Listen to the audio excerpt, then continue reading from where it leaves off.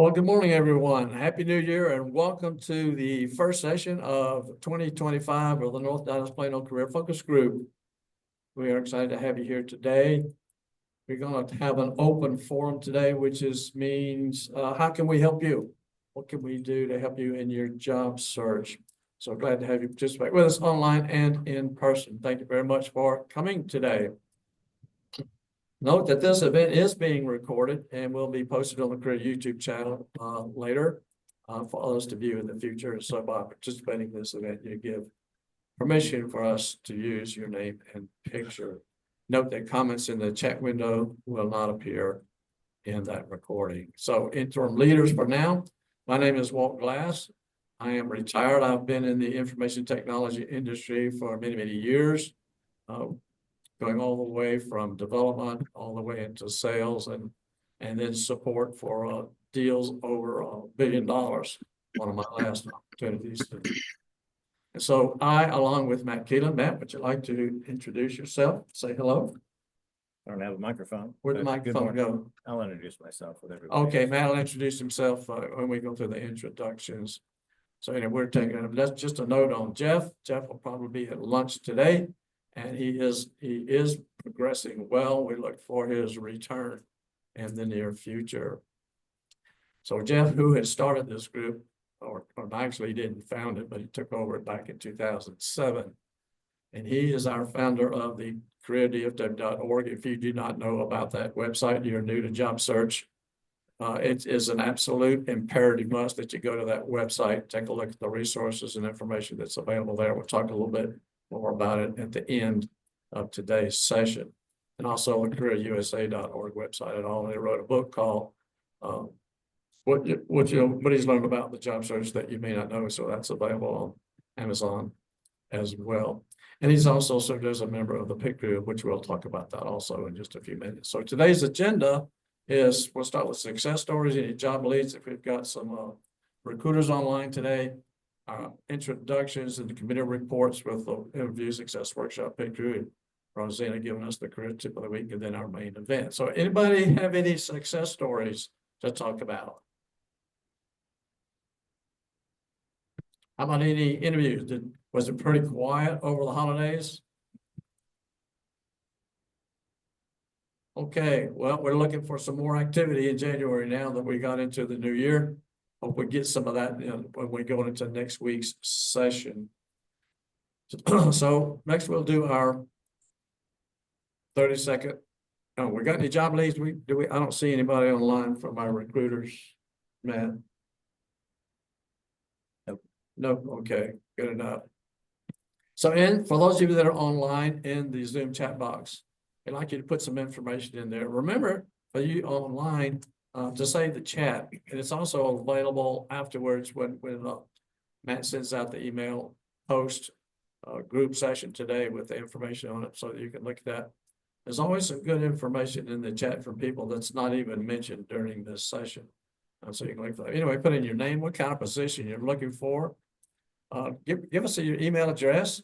If you give us your email address, you will get an email following. And for those of you that have signed in the room with a legible email address, you will get an email with a follow-up of this meeting with pointing to the video and some other information as well. Your LinkedIn, what's your phone number, and what city are you in? Because we are now getting people all over the country. If you have target companies, list those, and that's part of our networking purpose that we have, as well as the session itself. And then if you've got companies where you have connections, so somebody might be interested in the company where you have to use as a referral or just information or contact. And then since today is going to be open forum, I've added, what challenge do you have with job search? Is there a specific area that you need help in? So just drop that in there so we can start talking about those when we get to the main event. So where can we help you? What is one of your biggest problems? What do you have trouble with? That sort of thing. And drop that into the chat window. And we'll give you a little time to do that.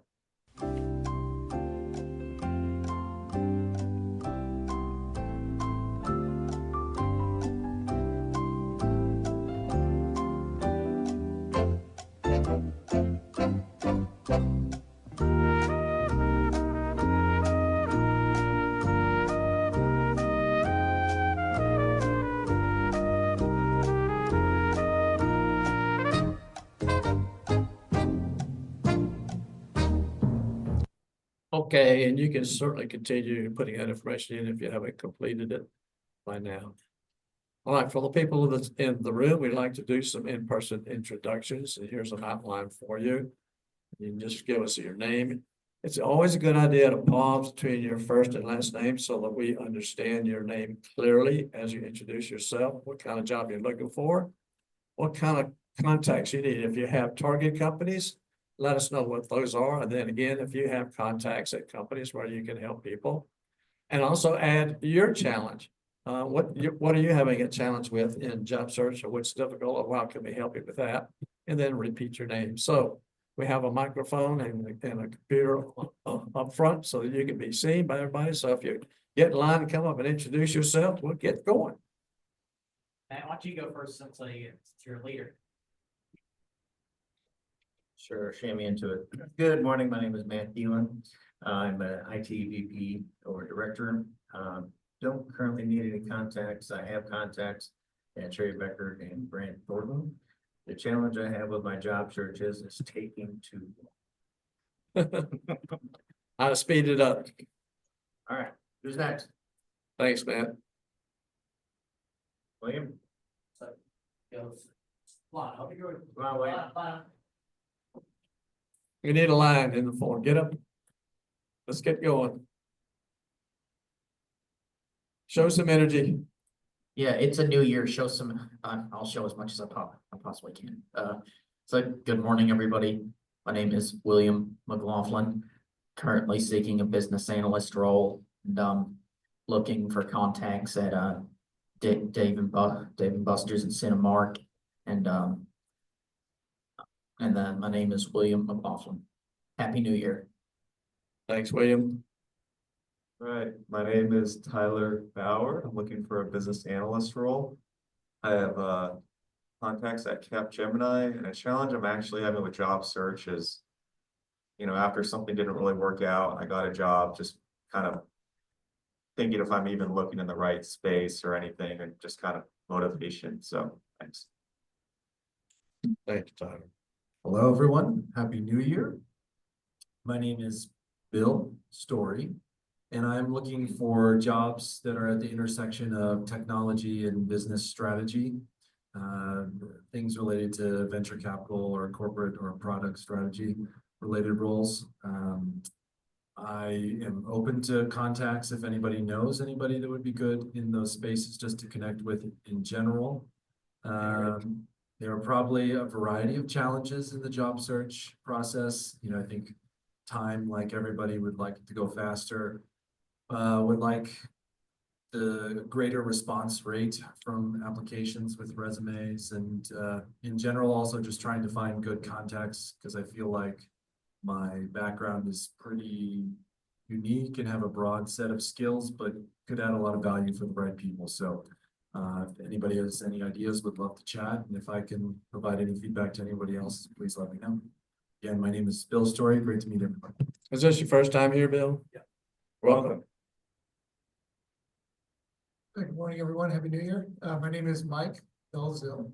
I'm looking for a VP Senior Director level role in product management, oversight data and analytics solutions. So I'm looking for contacts at 7-Eleven or JP Morgan Chase. So I have contacts at Walmart, Circana, and Epsilon. So challenge I have with the job search is just accelerating it certainly, but also just maintaining the momentum in terms of pursuing opportunities. So my name is Mike Belzil. Should be back next time.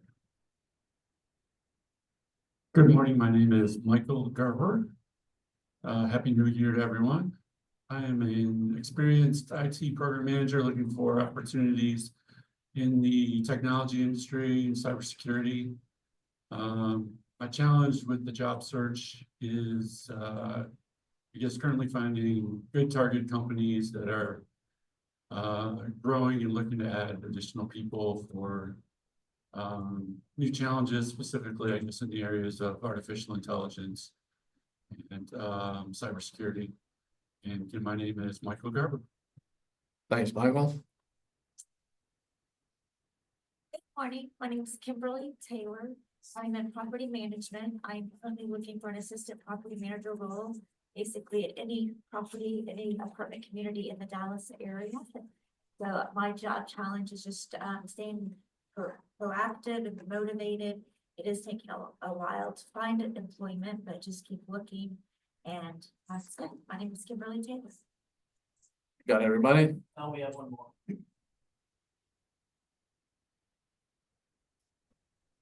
And what's Kimberly's last name? Taylor. Taylor. Taylor, thank you. All right, Bill. Where's Bill? I've been a management consultant for quite a while, so we should connect. Okay.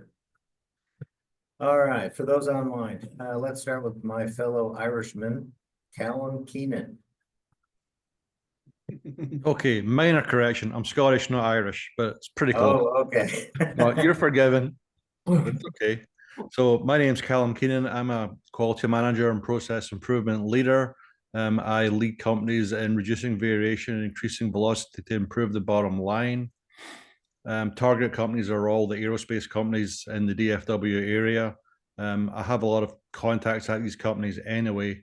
My challenge is just really landing a job eventually, just when the time comes right. My name's Callum Keenan, and I'm Thank you, Scottish, not Irish.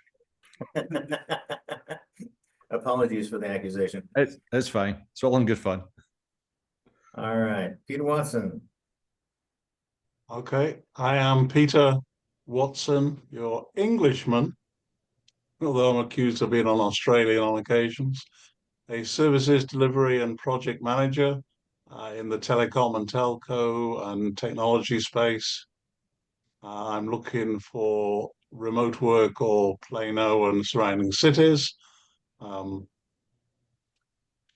don't have fresh target companies at the moment. I do have contacts at Verizon, Ericsson, and Tempest Telecom. The challenge, yes, all of the above, everything that's already been said, keeping the energy up, keeping going through all of the adverts and trying to find stuff. One possible ray of light, according to my LinkedIn, I got a lot of hits in the last week or so, significantly more than normal. Being cautious not to get overly joyful, but yeah, one ray of light. And my name is Peter Watson.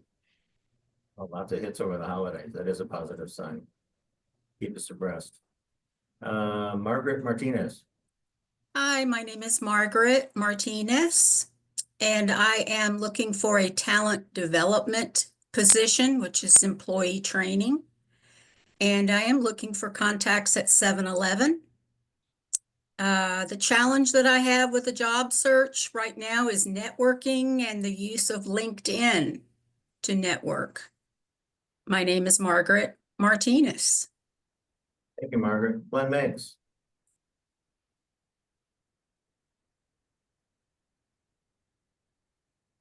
Couldn't get the mouse over the mute button. No problem. Hello, everyone. My name is Glenn Meggs. I'm a retired PhD mathematician, a mathematical scientist, work experience in signal processing across multiple sensor platforms, currently facilitating the engineering focus group. Glenn Meggs. Thanks, Glenn. Rosina? Good morning, everyone. My name is Rosina Gallman, and I'm your Career Tip of the Week host. I'm looking for a position as Senior Talent Acquisition Business Partner or Senior Recruiter. And as far as target companies or needing contacts in target companies, I don't have any fresh ones like Peter had said. So I'm using my old ones from the last meeting. I'm looking at Delta Dental, MetLife, Unum Dental, ADP, and Goldman Sachs and Deloitte. I have contacts across a variety of companies, so I'll reach out to you individually. And then a challenge that I'm having with my job search is, like Matt said, it is taking a lot longer than I planned, but trying to find the right fit for me. As you know, a recruiter is like the front lines. We represent the company, and the belief has to be there in all aspects. culture and fit and morale and really enjoying and seeing the employees enjoy what they do. So I have to be in the right fit for me to be able to sell it to you. So again, my name is Rosina Gallman. If you see anything, let me know. Have a great day. Thanks, Rosina. Scott Boudreau?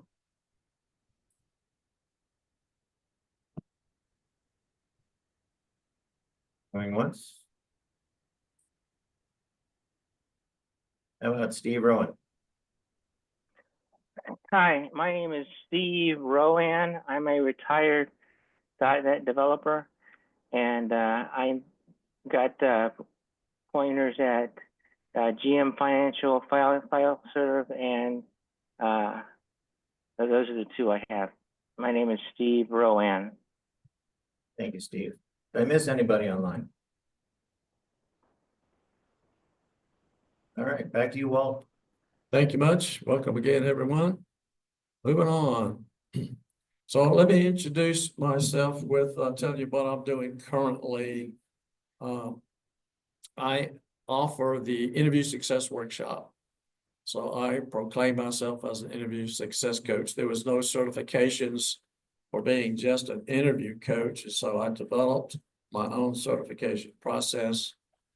It took me 3 times to pass it. It was quite expensive as well. But now I'm an interview success coach, helping people gain those confidence and skills for successful hiring interviews. So I do that via the interview success workshop. Now you need to be registered to attend the workshop. It is free.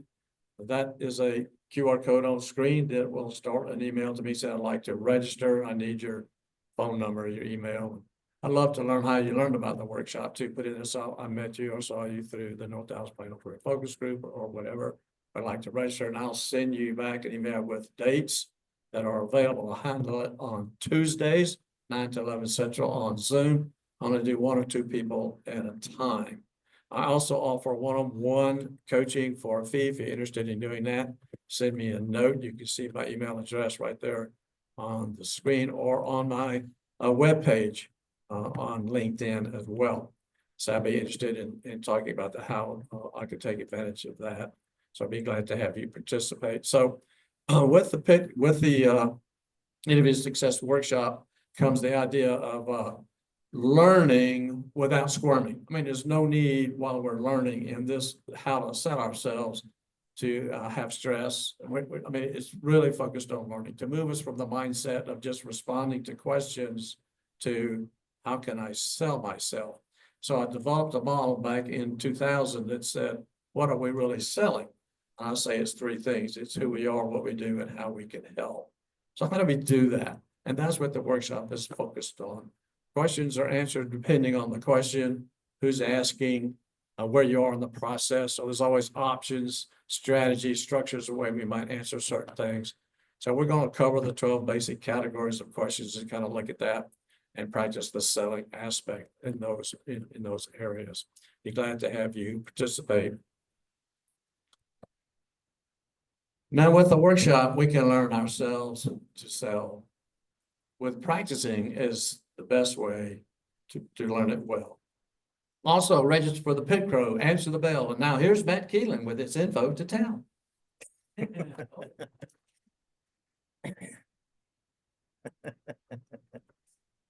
I think that's my cue to talk about pit crew. Especially for your newbies, highly recommend that you attend the practice interview team, or pit crew for short. We meet every Wednesday in this room, except for the 4th Wednesday, which is online, so we can service people outside of the Dallas-Fort Worth area. Come and watch others being interviewed. We do about 3 a week. It's very informative to sit behind somebody and see them be interviewed by a panel of 3 people. They prepare for that interview as if it was an actual interview. We will get the job description and your resume from you, and we will spend an hour or 2 and prepare questions.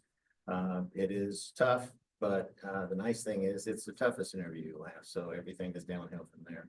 Or is it uphill? I always get that confused.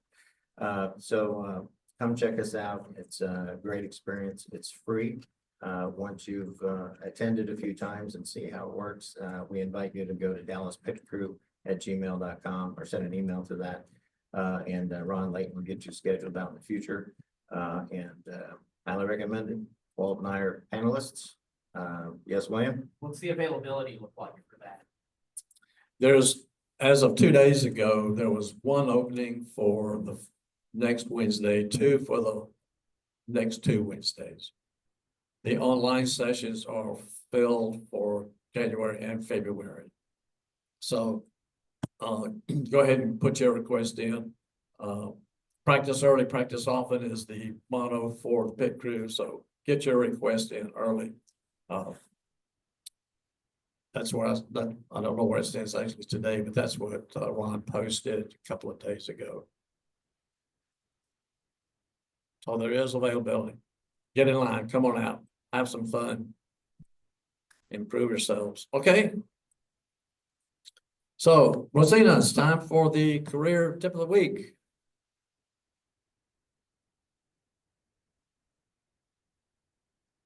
Thank you, Walt. Give me just a second, pull it up. All right, so basically this week's tip of the week was, the reason I chose it is because of all the articles that I've been seeing based on the new trends that are happening. And so this is going to help me with my series for this month, which will be on skills, finding and applying to and gaining new skills. All right, so basically the title for this week's tip of the week is here are the top 5 skills to learn in 2025. And this article is by Forbes. The contributing editor, he's a senior editor, his name is Jack Kelly. And so basically he covers career growth, job market, and workplace trends. So the evolving job market and the need for upskilling. That is why I guess a lot of trends are showing that we're going to need more skills as job seekers. The job market is undergoing a rapid transformation, driven by technological advancements and shifting economic realities. Professionals across all industries must continuously adapt and acquire new skills to remain competitive. This year presents a crucial opportunity for individuals to invest in their professional development by acquiring in-demand skills. Some key drivers of the changing job market are 2 things: digital transformation and automation. First, digital transformation. The rapid acceleration of digital technologies, including artificial intelligence, AI, cloud computing, and cybersecurity, has fundamentally altered how businesses operate and the skills that they require from their workforce. Automation. The increasing automation of tasks driven by AI and machine learning is leading to both job displacement and the creation of new roles that require advanced technical skills. Now, those in-demand hard skills that you need to learn for this year, for this new year, first, artificial intelligence, AI, and machine learning, otherwise known as ML. AI and ML are rapidly transforming various industries with a significant increase in demand for related skills. While AI may automate some jobs, it can also create new roles and driving job growth across sectors. And companies are actively investing in AI and expanding their workforce to integrate these technologies. Second, in-demand skill, cloud computing.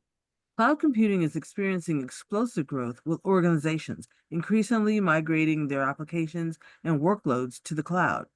The rise of generative AI and the need for integrated platforms are further accelerating cloud adoption. And then proficiency in cloud computing will be crucial for professionals seeking to stay relevant in the evolving job market. Third skill, cybersecurity. Cybersecurity threats are escalating, with cybercrime costs projected to reach staggering levels.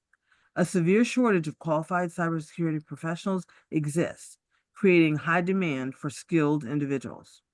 and the rapid evolution of cyber threats necessitates the continuous learning and adaptation within the cybersecurity field. Fourth skill, data analysis. Businesses are increasingly relying on data to drive informed decisions, improve user satisfaction, and maintain a competitive edge. Skills in data analysis, including data integrity, governance, and advanced data visualization, are highly sought after.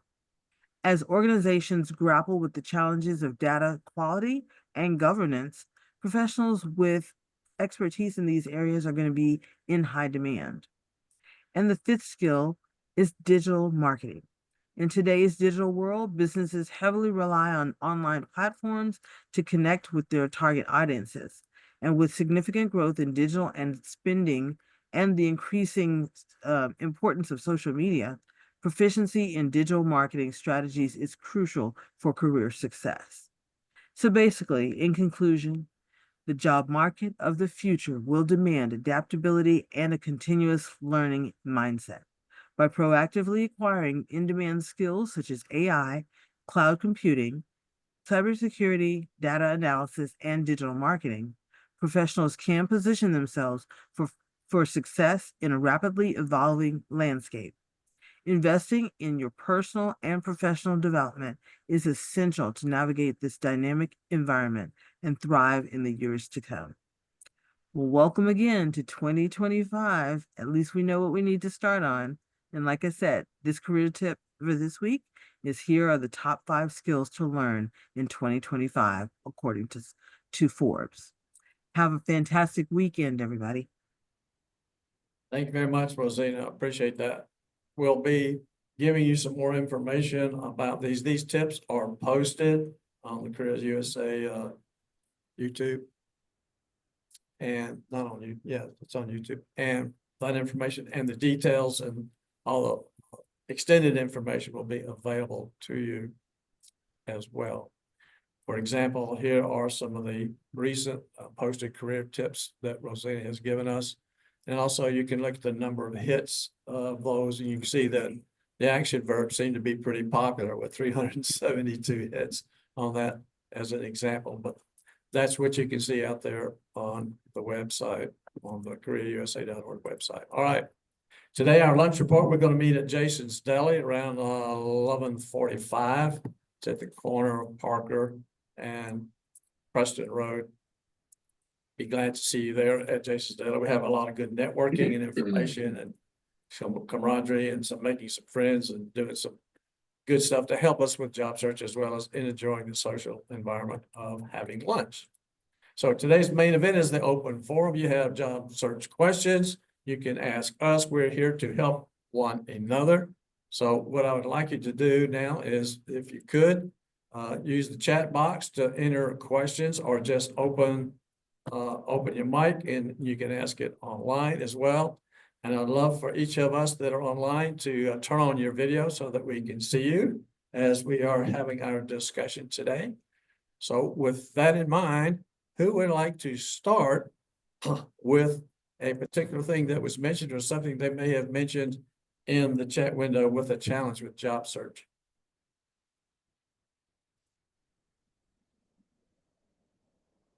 Okay, Walt, I'll start with a question that about some things that I've been thinking about this week off and on, and came up in discussions in the parts today. Rosina mentioned in her introduction about in looking for the position she wants to do. She's looking for the fit for her. That's important for her. And I think that's an important thing for all of us. I remember that when I was working and thinking about what I was doing,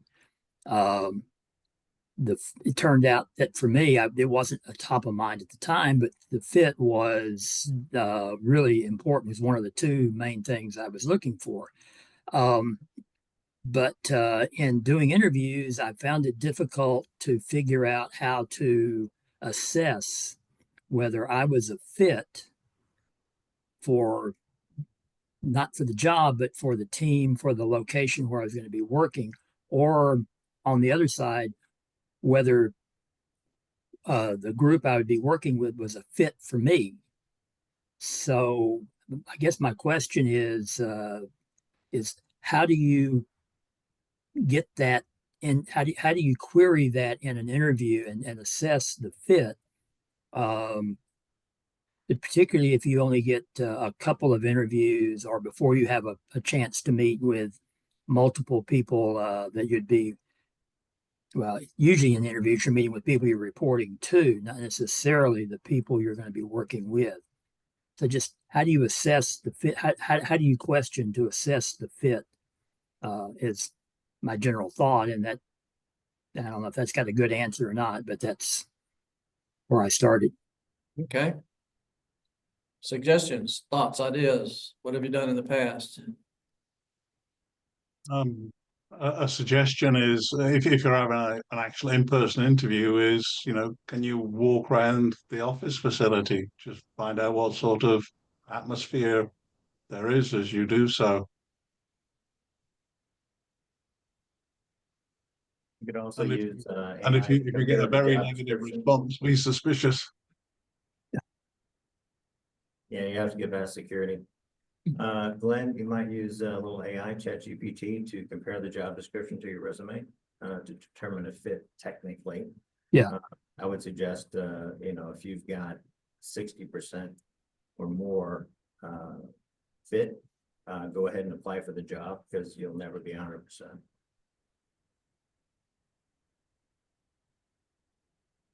Now, to Peter's comment, I don't know now. Is it certainly used before the advent of a lot of Zoom sessions and stuff for interviews and things like that? You did have to go in for in-person interviews, and sometimes you could just do as you were being escorted to the interview room, you could see what was going on, and then sometimes you would get some kind of tour of the facility. Maybe not been in depth, but at least you did get to see that. With a lot more things going on online now, that's not really an accessible option. But I do agree that yeah, if you can get into the building, if you can get in, just if nothing else, paying attention to what you see as you go around. And if your interview goes well enough, it's likely that you're going to get at least some minor tour of what's going on. Yeah. And Matt, I hear your point, and it should be possible even with security, as long as you've got an escort for them to, just let you walk around and see the facility. I would have thought. Another way around security is to do an informational interview with somebody that works there.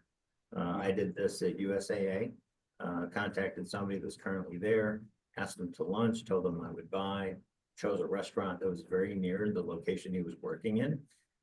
If you're buying somebody lunch, you've earned the right to, ping them with questions about culture and advancement and, work-life balance and all those good things.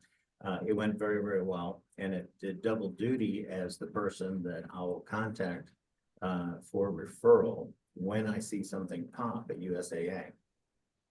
We really hit it off at the end of the hour.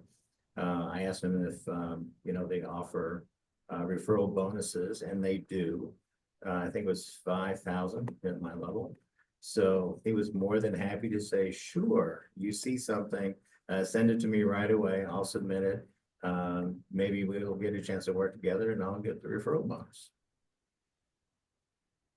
Yeah, my info's out of date, but about 4 years ago, I spent about 4 months working down at USAA San Antonio, and I found it really good, real good atmosphere, very positive, very energetic.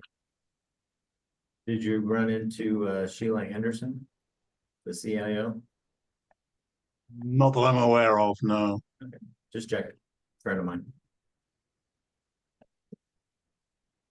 I don't have any good contacts there, but I am on vehicle number 36 with USAA.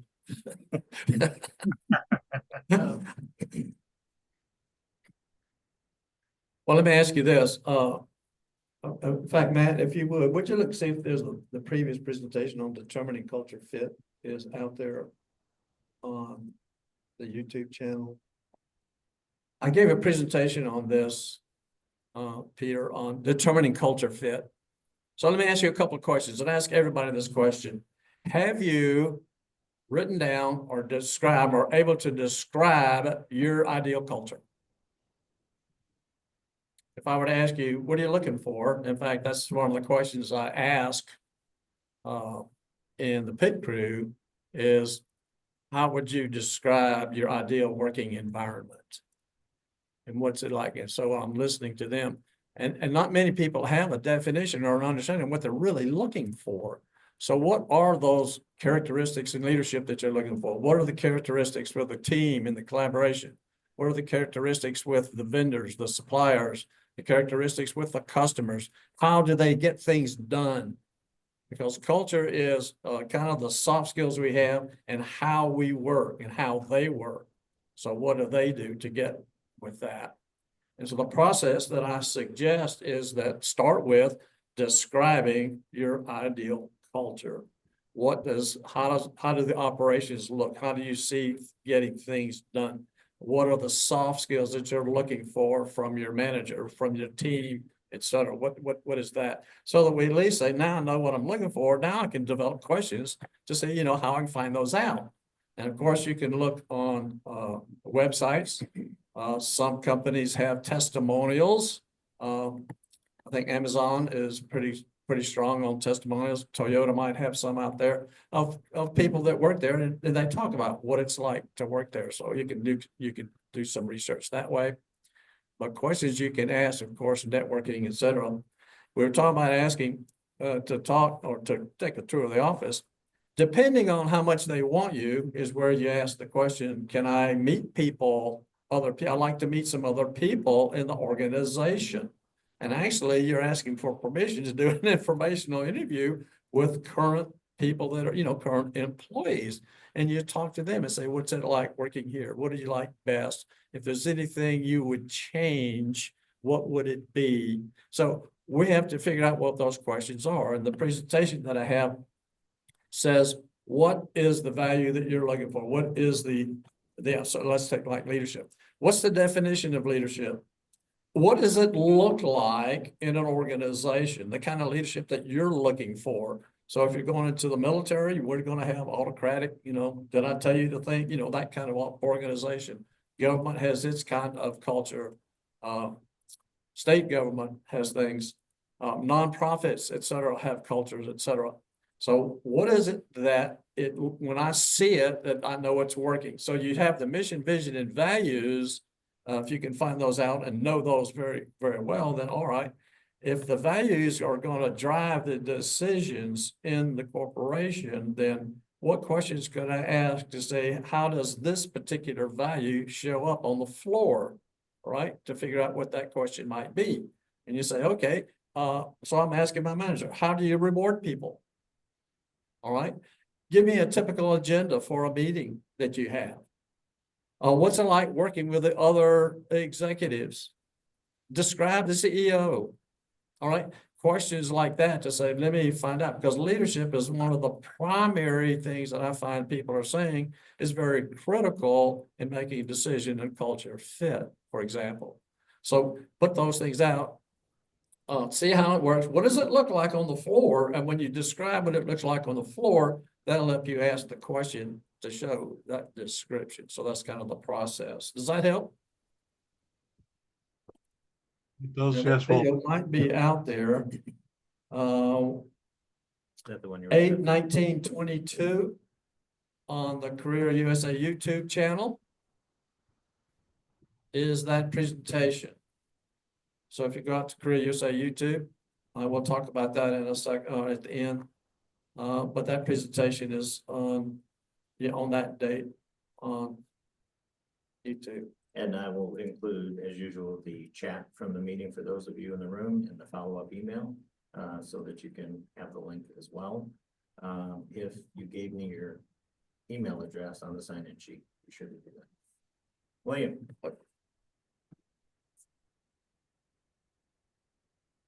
I've got another one for you to put in the chat. Perfect. That's the presentation on career, or not career, what was I gonna say? That was the target companies, or reference solutions, I think put that one in the chat as well, since some people didn't have target companies. They put the link to that presentation in the, chat as well. I'll do that. As again, that helps, as that, just a reminder that helps us to help you if you have target companies, and that tool reference solutions that they did a presentation on a few months back. Like it was on Mike Ray and Pete Hernandez. Like they do a great job explaining it, like how you can use that to help put together a list of target companies, and you might just come up with some ideas for that probably wouldn't have popped in your mind like if you didn't use it. So just a reminder about that as well. Thank you, William. In fact, there's a few videos out there that I would say are like the top 5 that are some of the most critical that can help us in job search, and that is one of them. Finding companies. You know, the idea of just applying online is an extremely slow and non-productive way to find a job. Not that you don't do it. We want to do it some, but we can't spend all our time doing that. So this networking idea, but the whole idea of this reference solutions and using that database, which is available through your library, you have to check with your library, check with your reference librarian to see if they have either A to Z, that's ATOZ, or Data Axle Reference Solutions. And they'll show you how to use that. So what you want to do is find companies where you want to work.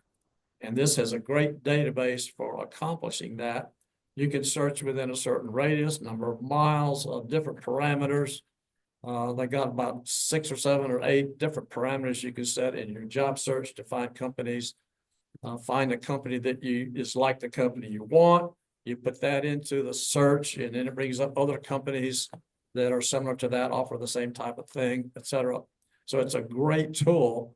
Now, instead of waiting to find a job, looking for one to show up on Indeed or Glassdoor or LinkedIn or something, we're finding companies because companies are always hiring.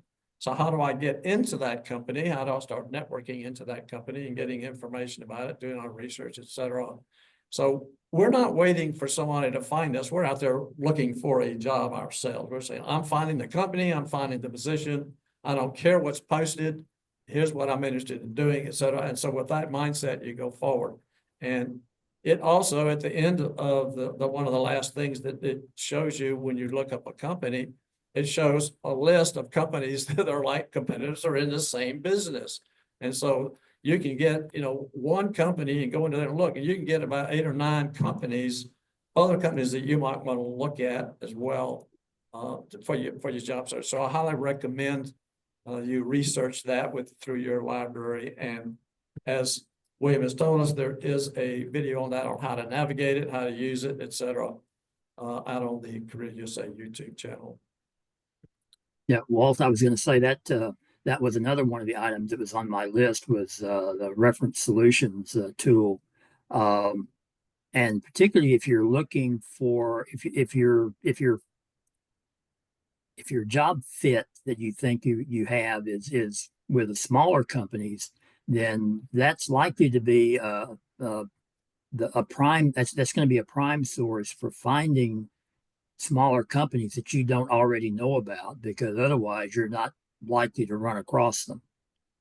So that researching, starting with a big company in an area that you're interested in, but wanting a small company, that's a good way to get started on finding some of those. You're right, Glenn. I think there's 2 parameters, one on number of employees and another one is revenue. Right. Ranges and things like that they have in there. So there's some great parameters to help you. Yeah. I like the perimeter. You say, I'll find everybody within X number of miles of where I live, of an address. Yeah. All right. My recommendation is see if you can find a company that is west of where you live. Why would I suggest that? Sun rises in the east. So you're not facing That's in the the sun west. to and from work. Right. Right. Been there, done that. I've never thought of that. Yeah. Anyway. Okay, other items. Should I go up there? Sure. Alright. So people can see you. Okay. So I just had a question. I think this has been covered a little bit before, but how do you know if it's, you might have been barking up the wrong tree or it's time for a career change? Because I kind of got back into my field briefly and I just don't know. I just wanted to hear people's experiences when you kind of get to the point where like maybe it's time to look at a pivot. So. Okay. So we're talking about, should we have a plan B? Basically. Yeah. So, I'm looking for plan A, but, at a certain point, I might want to go to plan B. So how can we help on that particular area? Anybody gone through that where they said it's time to switch and to look for a different type of job, role, career whatsoever? I would recommend strength finders.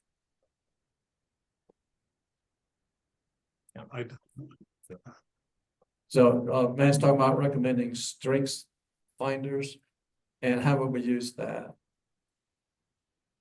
You're gonna have to get the mic.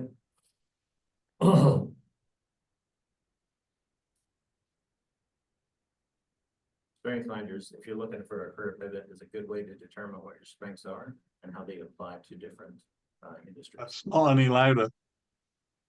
I have to. Perfect. I think that's my recommendation. Go to Ken Coleman's website and get the career clarity guide. Take that assessment. That'll give you some idea, and that'll help give you some ideas as well for what fields to get into if you decide to make a pivot and it'll give you some ideas of what you can do to what field you can get into to accomplish said pivot. Okay, Does he work for Ramsey? Yes. all right. On I which- recommend, Bureau of Labor Statistics.gov, BLS.gov as a website. You can go look at industries on their way up, industries on their way down. What's happening, what are the trends, what's going on? You have to fish around to get to the reports and the statistics of that. But you can take a look and say, well, what's growing, what's moving, and where should I be looking, and where should I say, there's a lot of businesses that, you don't see any haberdasheries anymore. You don't see a lot of clothing places, suits and stuff. There's not too many of that. So a lot of things are on their way down. But other things are also on their way up. And so which ones are those which are growing, which happen? So one might want to consider looking into those as well. A lot of us have jobs that are basically industry agnostic. Accounting is agnostic, IT is agnostic, there's other things, recruiting is agnostic, whatever. But what industries are you interested in? Why that industry? What is it that would energize you into that particular arena? To say, yeah, that sounds like it's something good, because when I want to talk in an interview, I want to talk about why I want to work for this company. Why do I want to work in this industry? What is it that energizes me and gives me purpose so that I feel like I am contributing to society, to the company, to the people, et cetera, et cetera. Other suggestions and ideas. At what point? How do you give it a date? Do you put a time date down for a certain number of weeks or months to say, I'm going to chase this for this point in time? I'm going to run out of money and this time, so I got to choose something different, whatever. What are all the parameters to look at to say, I'm going to choose plan A and through this date, and then I'm going to work on plan B. So I suggest we do something like that to put all that in there to say if it's not working. The other thing I would say, are you doing the things? Are you doing the networking? Have you exhausted? Are you doing the right work? Or are you just doing it because you haven't gotten any responses from your submissions online, right? Is to choose. And so it looks like I've pretty much exhausted that. So yes, I've been doing the things I need to do. Looks like that's not working for that reason. So now it's time to go to plan B. The other suggestion I have, does plan B help you get to plan A? So plan B is, okay, I can do this job. I'll do that. It'll energize me. I'll see it as a stepping stone moving forward. so that I can eventually get to plan A. Maybe plan A is also a possibility in the company that gives you plan B, right? So those kind of options as to how you might look at that. Some companies will say, well, we got 2 jobs that are available, that you might fit. And one of them's in this area and one of them's in this area. That happens occasionally. And so let's go after both of them. So, okay, well, let's talk to everybody. Yes, William. Yeah, and a good way to accomplish this is if you can, if you might, find a contract opportunity available and then you might be able to give it a test run, if there's something you qualify for that might be a little bit different than what you've been doing. And just as again, you can just that might give you an opportunity to see if that kind of position might be a fit. And this is also a good time to announce that I think the next Meet the Recruiters event is going to be later this month. So I'm not sure on the date yet. So just be on the lookout for that. Like Foster Williams is going to be sharing that on LinkedIn when the date is set. And so again, that'd be just a great opportunity to network and meet recruiters. And you never know, they might be able to, put you on an assignment somewhere where you might be able to do what I just described. That brings up a question in my mind, William. What groups do you belong to, all of you? What groups do you belong to where you're getting information and postings and things like that are helpful? And what groups might you suggest that other people, if they're not on it, join that group to get that kind of information? You can put those in the chat window or we can talk about them here. And Matt will put them in the chat. How about this? I'll go ahead and describe one right now. And the Association of Business and Technology Professionals, which is the main group that runs the Meet the Recruiters event. The ABTV. Yes. Right. Okay. That's one, and that's again they are very. It's a group that's very supportive of job seekers and just and just all members, even if they've never had to do this whole job search process in their life. How many people are members of the South Lake Focus Group?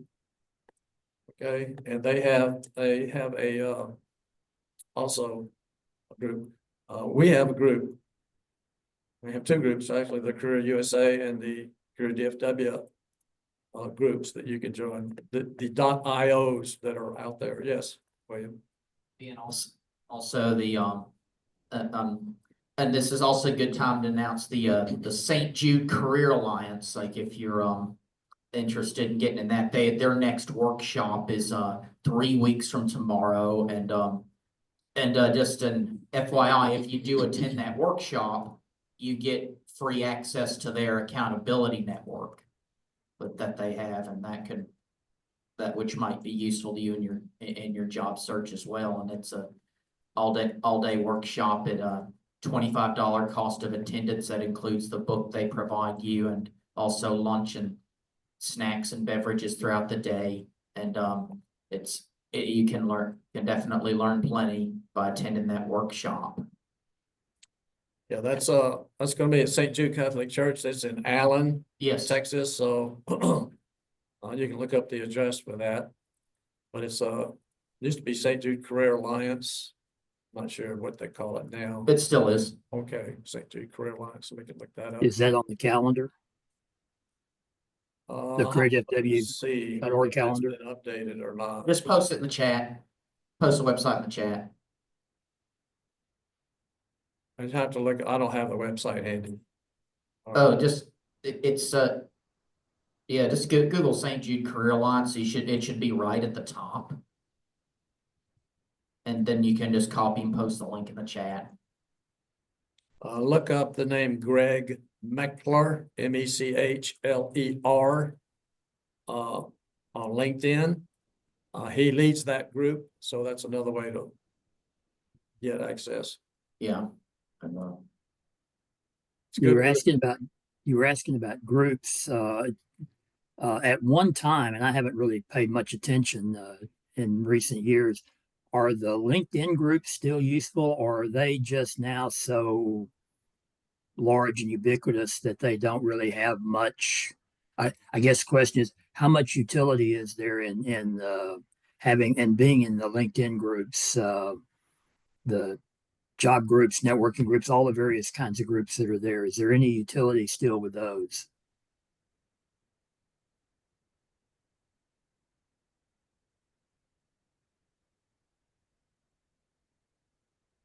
I guess that's an unknown answer.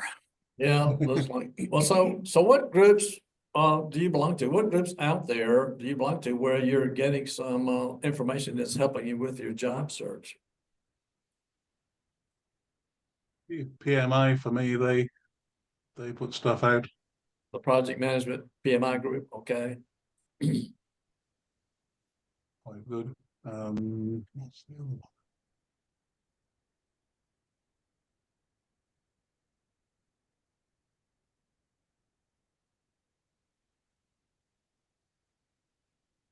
You all signed up to the, North Dallas Plano Career Focus Group? The email that Matt will send out will tell you how to join those groups. So as we are posting out information, Ron Layton, who leads the pit crew, he posts things out occasionally about what's going on with pit crew, scheduling and information, how to register, all that sort of thing is available out there to watch him. Are you stretching, Steve, or do you have something to say? Looks like Steve was just stretching there. If you raise your hand, I'm stretching. I'm stretching, sorry. Walt, you mentioned that that South Lake Focus Group has some groups. I'm not part of that, so I don't really know exactly how they work. I know that Foster's Career Search Network has various subgroups that do meet in person. And in some of the meetings I've been in, some other groups are mentioned that people go to. Sorry, since they're outside, things I usually pay attention to, I don't really have the source for those. But there are marketing groups, there are HR groups, there are various others like those around, and more general than those, that smaller groups that do meet in person, and those would be good. If you have those, know what those are, you can do those on some kind of frequent basis. Groups that meet in person would be very useful to follow up with. And I would suggest you navigate to the South Lake Focus Group website, and it lists all of that kind of information, the other groups that are out there, other things that are available, resume help, etc.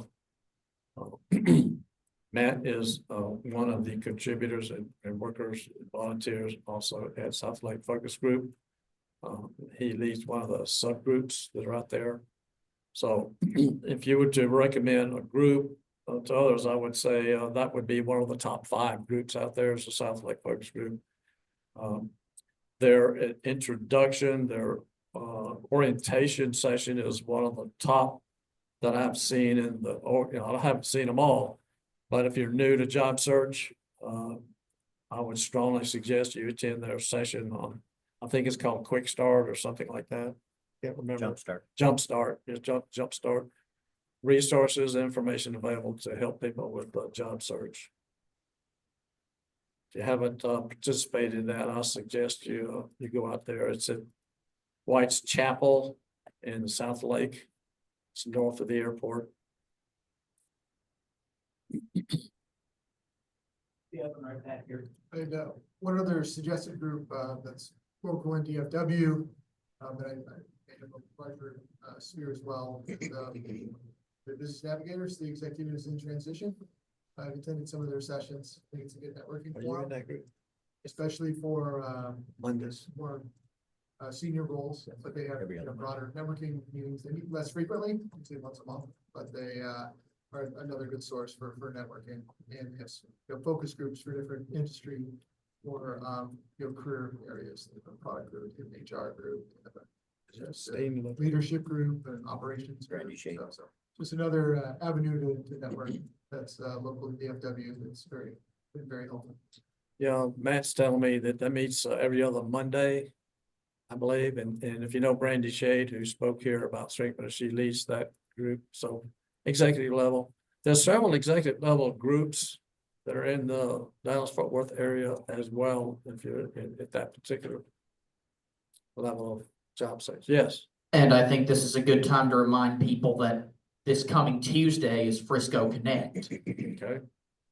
It's another good group. Frisco Connect. It meets at Stonebriar, yes. Stonebriar And Church. by the way, the Stonebriar that we just described, that's the same church that the Meet the Recruiters event also takes place at, that I mentioned earlier.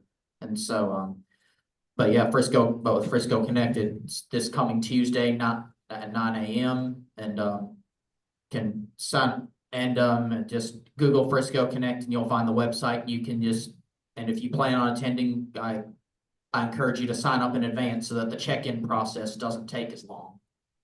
Yeah, they meet first Tuesdays?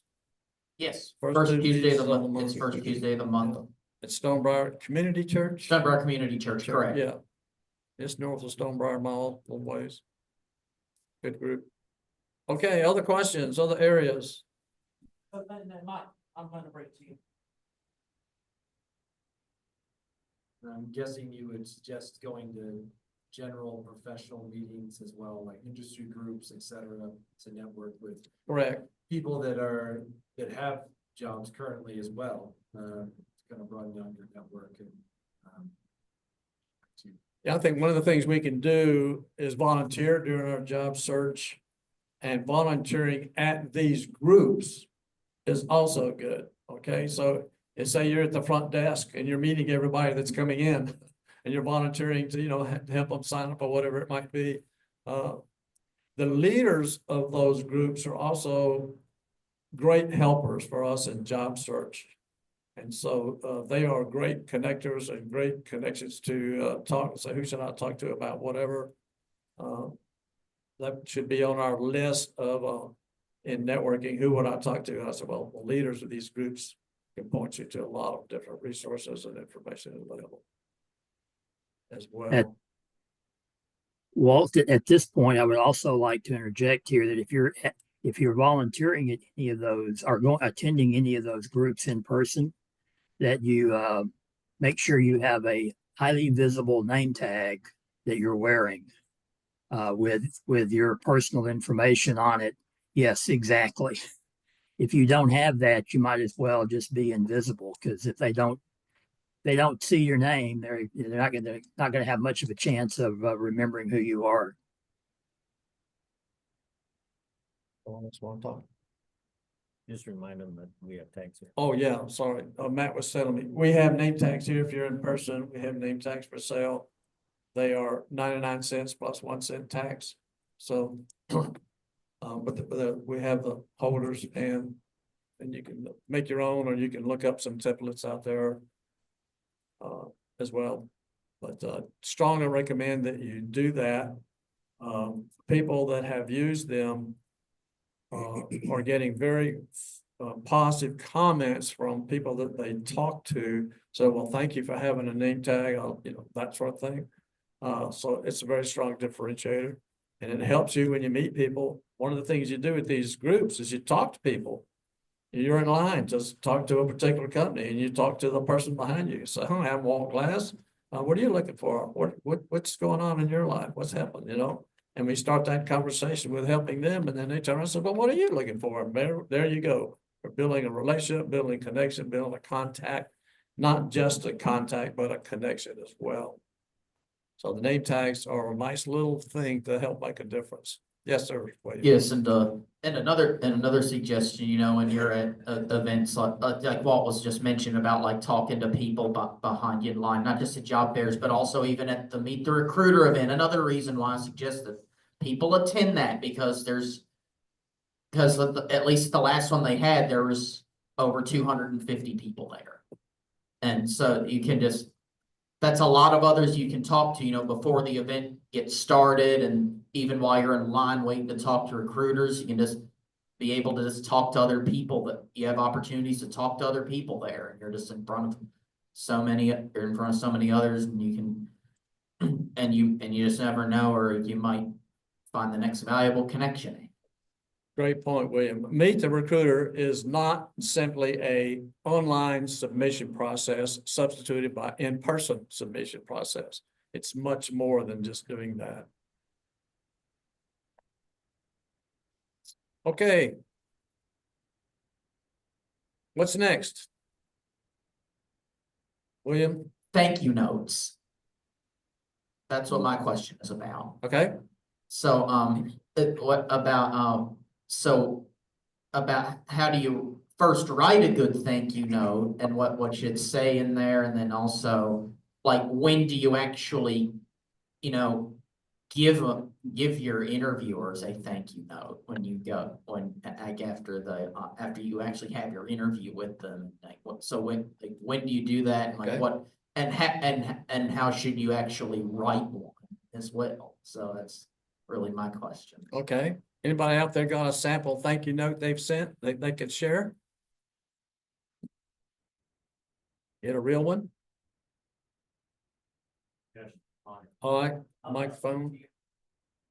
State your name too, so people know who it is. I'm Marshall. I didn't know if you were gonna meet today. I came by, saw the cars, so I just whipped in.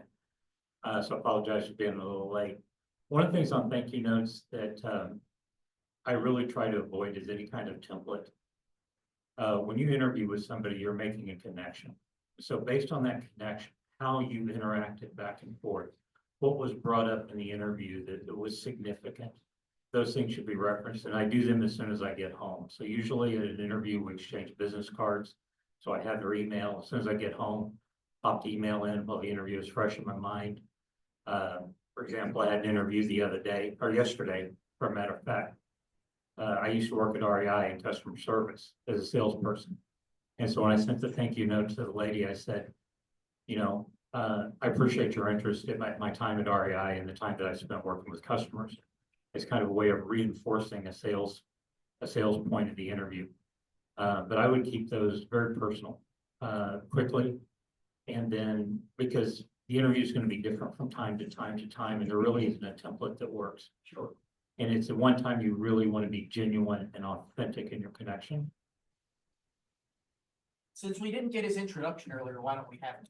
Yeah, why don't you introduce yourself, Marshall? Okay, well, my name is Marshall Gully. I was in this group, Come up to the screen Okay. so people can see you. Look at how handsome you are. Yeah, right. This is church, you're not supposed to lie. My name is, Turn around so they can see it. okay. My name is Marshall Gully. I was with this group last fall. I recently became unemployed right during the holiday season. So my job search has gotten off to kind of a slow start. Normally a little bit more formal when I come, but I was coming by the church. I saw that the parking lot was full of cars. I thought maybe a meeting today. So I just whipped in just to see and kind of reconnect. And you're looking for, So I'm looking for a position in supply chain. And I really need to get back to work quickly, so I'm pretty open on anything that will apply my skills. I just really need to get back to work. Okay. target companies. One of the companies I'm looking at right now, Stevens Transport, they have a couple of positions out. Babick and Associates has a tender manager, which is something I did when I was at Steelcase. I actually did that job. And looking at it contracts, figuring out the most economical way to ship things. And so that's two of the target groups I'm actually looking at to get in touch with next week. I've already made the applications. I just, nobody's in the office right now, so. So anyway, that's about it. Thank you very much, Marshall. Make sure you sign in and I have your email address. I think, William, if you want to submit your resume, we might look for a position as an AI for the North Dallas Plano Career Focus Group. So send us your resume. Okay, I think, yeah, maybe even Tyler can help me out with some stuff. He telling me he's been reading some stuff on AI. Yeah. Oh. Yeah, I appreciate. All right, let's you go back to sending the me that. question though, of the thank you note. We don't want to forget the thank you note. All right, so Yeah, if you were to say, here's some bullets that you would think of things I want to talk about or say in a thank you note, be thinking of those. Mike? Yeah, just a couple other thoughts on thank you notes. The most important thing is to send one. Most people don't. Right. So it gives you, an opportunity to leave behind of sorts. Second thing is gives you another chance to get at your big point of differentiation. Why hire you? Gives you another opportunity to do that. Don't pass that up. And then third is if you can personalize as much as possible with the comment about the template. I think a template is fine. It's better to send a note than not. But if you can add in a personal note about the conversation, that's going to make it that much more impactful. So this doesn't just sound like a rote response. Okay. Sure. So what do you think the like 3 or 4 elements that we should include in a thank you note? So something personal. I think we want to say thank you, right? You start with the thank you. Well, one of the things about thank you notes is we don't want to say thank you the same way everybody says thank you. Thank you for taking the time to talk with me today. All right. It was great meeting you today, and thank you for the information that you shared. Okay, something different with that. I specifically liked our discussion about this. I have some ideas about that. If you would like to discuss, or that we can discuss. All right. Something that's, that's the personal part of it. I love your question about this. I think that's very key in this particular role. A compliment in the thank you note. Something like that should go in there. When am I going to contact you next element in your thank you note? All right. We talked about it now in the interview. I suggest that we ask that questions during the interview, find out those things. But if we don't, says, I'm still very excited about this position in this company. And if I don't hear from you, I will call you on this date, or I'll contact you on this date. So we want to try to get phone numbers and contact information. We want to try to get their business address where I can mail a thank you note. I suggest we mail and email thank you notes. One person wrote the thank you note on a card, took a picture of it, and attached that to an email. So it had a personal touch to the thank you note. So those are some elements that I suggest. Are there others? What else? Other ideas do we have?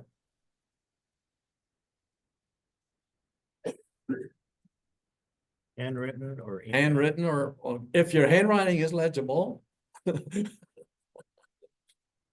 My question is, should it be handwritten or can it be an email in this state? Well, it can certainly be an email, but like I said, the guy wrote one, took a picture of it, stuck it in his email, so it was handwritten and emailed, all right, at the same time. But a handwritten thank you note, how often are you as an interviewer or hiring person going to get a handwritten thank you note? Very rare. Therefore, it's a strong differentiator. Very strong differentiator. I have a handout in the workshop, and it talks about thank you notes and gives an example of one and talks about the elements of it. Who do you send them to? Everybody you meet. Every person you meet. The receptionist, if you walk in, you meet the receptionist. One person said, I should have gotten the security guards because I was waiting for over an hour for this interview. The security guard came over and says, can they help me? Ask me 2 or 3 times. If there's something you can do, give me some coffee, whatever it might be. So I should have sent a thank you note to the security guard. And these things are going to make their way to the hiring manager, to those people that say, here's a person that really stands out, that really is interested in this position in this world. So thank you notes are critical. Critical. Rapidly sent, rapidly done. If they're local, I would drive down and drop them off rather than put them in the mail. I got a mail from the insurance company. He says, you need to answer this in 10 days from date of letter. I got it on the 27th, and the letter was dated the 20th. So when we talk about snail mail, Yeah. we're not, I don't know a word slower than snail, but we need to use it. What do you think? Does that help?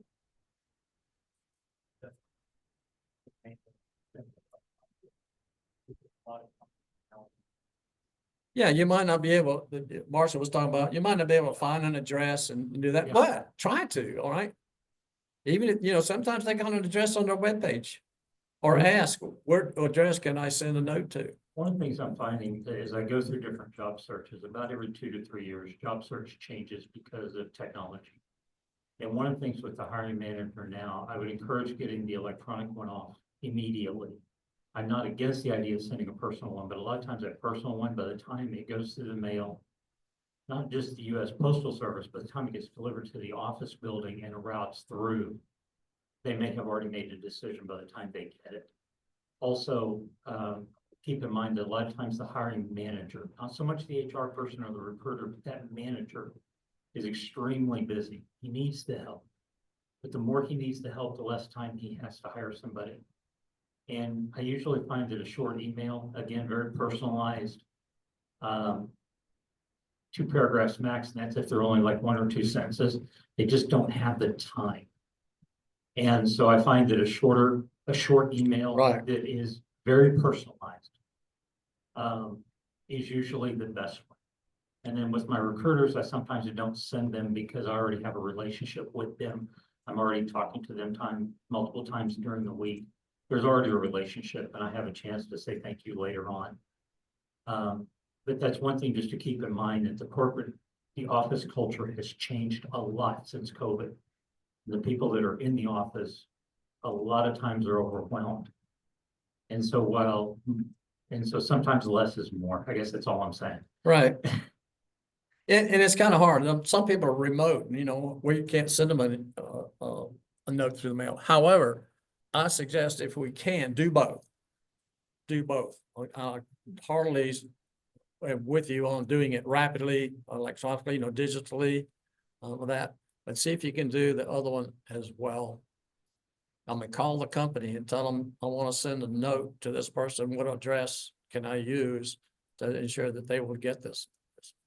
Whether it's a, Yeah, if they'll do that, that's a good idea. well, you know, what I'm talking, I'm talking about, I'm talking about a website and you're going there, here's a company address and here's a company phone number. So I call that phone number, said, I'd like to send a note to this person. Can I send it to this address? Will it get to them if I send it to your main address? You know, work on it. Try to Yeah. see if you can't figure out a way to get it. I don't think they're going to give away, you know, your home address or anything like that. But yeah, anything's, but yeah, but Still try it.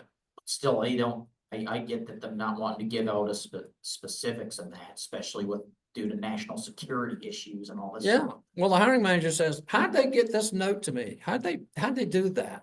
You know, I think they went through all this effort to make sure to get a personal written note.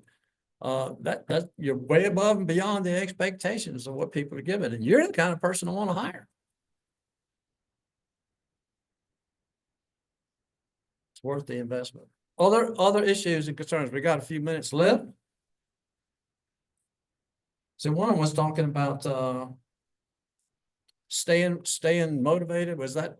If there are a lot that mention that, yes. Yeah, the tone of saying, you know, the job search is kind of a drag. It's difficult to stay motivated. So how do we stay energized in our job search? What are some of us doing to accomplish that?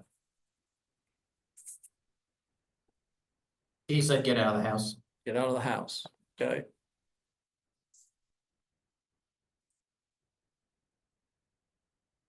Volunteering. Doing some of that. When we help others, we feel better. Attending meetups. Meetups.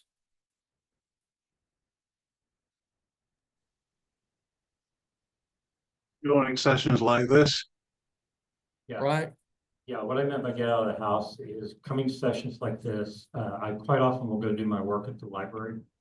Like if I'm a ZipRecruiter, because it's a slow day and I can do 25, applications in an hour. I'll go do that at the library rather than doing it at home. Gets me away from the TV, gets away from distractions. There are some networking groups. I caution to mention these. Because they're not gonna help you get a job, but like there is a Plano networking group. There is a networking group at, in Frisco. At, I'm trying to remember the name of the restaurant, one of the barbecue places. These groups are a lot of solopreneurs. You might find a lead that might get you there, but for the most part, no, because these guys are running their own businesses and they're not gonna hire anybody. But they are good for giving you that one time during the week to get you out of the house around people that, new friends that you're meeting, people that you like. The meetings are usually kind of fun. And I found that that helps a lot mentally, just to get out of that house for an hour. Now, the caution of that is when I was in Career Connection way back in the day, we had a couple of people that were going to so many networking groups, they really weren't looking for a job. They had a full calendar and it sounded really good, but they weren't. And if you go to one of these small type groups, it's not really going to help you get a job the way a networking group like Frisco, this group, and others. But it's worth it to have maybe one on your calendar every week where you just go decompress a little bit and you don't feel quite so alone. My last job search when I was doing all the computer work at home and just pounding because I didn't know what else to do. It really got very depressive and I know it hurt my search overall. Right. You've heard us maybe speak in the past about accountability groups. I've been trying to get Clayton Stockdale to give us his presentation on how to form accountability groups and how to make them effective. But that is a networking and we're here to help everyone. It's only 4, maybe 5 people. It's very small because the interaction is much better with a smaller group than a larger group. And you're there and you say, my agenda is here's what I did last week. Here's what I plan to do next week. And then we help each other in that group. I mean, one person, I asked him, I said, how are you going to do all that next week? I mean, you got this long list. How are you going to come? What's the most important? Things like that to help people say, are my actions getting the best impact in my job search? And you're getting help from each other. Some have been in the search for a while. Some are new. And so there's this great cross information as to how that. So I strongly suggest that. Form one, find out. Call Clayton Stockdale and say, hey, I want to form an accountability group. I'll look him up on LinkedIn and say, I want to do that. What have you got to do that? And that's getting out of the house. That's networking. That's job search activity. It's socializing, meeting with people. The strongest thing I can say is do not do your job search alone. That's demoralizing. If you're the only one, you just don't be alone in doing that. Use the other help. You had something to say, William?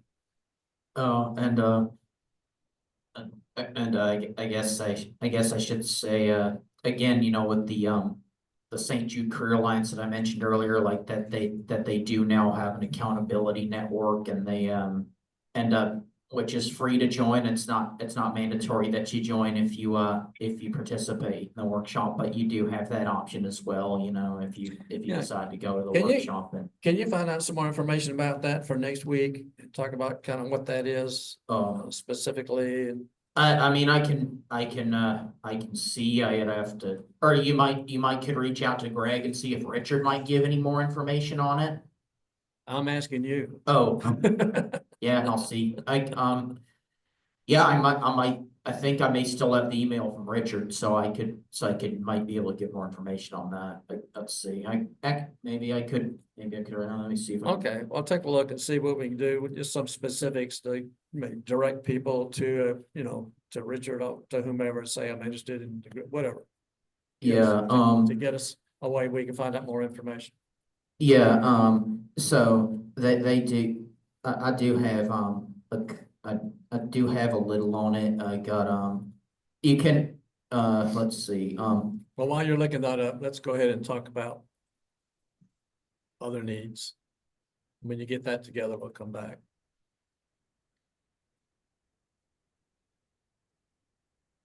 Okay.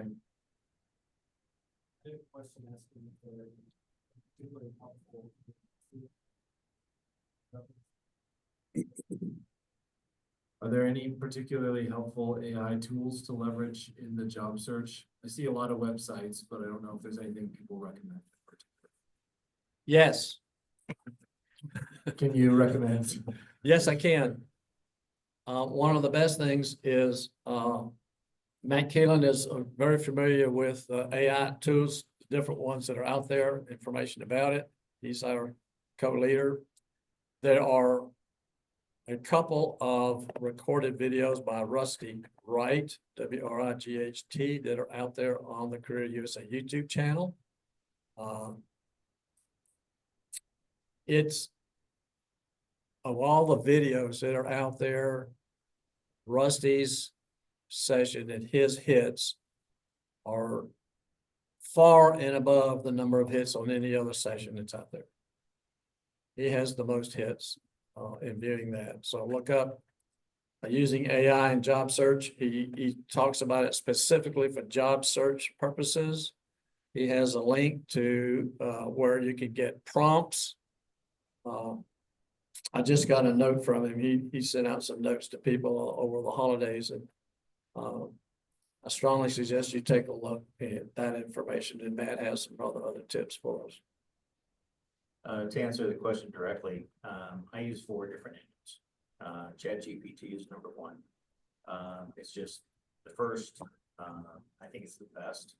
I also use Gemini, and Claude, and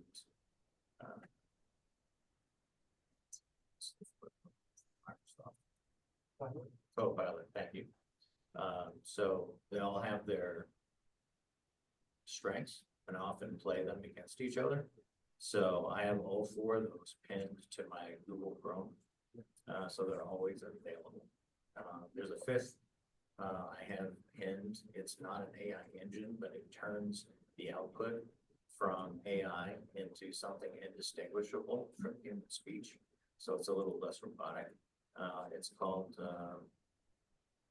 humanizeai.pro. So I've also got a recorded YouTube session called Technology Tips and Tricks for Job Seekers. That's where this slide came from. I just showed you about all the ways that you can use AI in your job search. So the answer to your question is I would use those 4. And if you want to look at the video or talk to me offline, I can tell you how I use each one individually. But then more importantly, here's all the ways that you can use AI in your job search in every single phase of your job search. I use it all the time. Just don't use it verbatim. Make sure that you tweak it. Don't trust everything, because AI, let's face it, is based on what? The internet.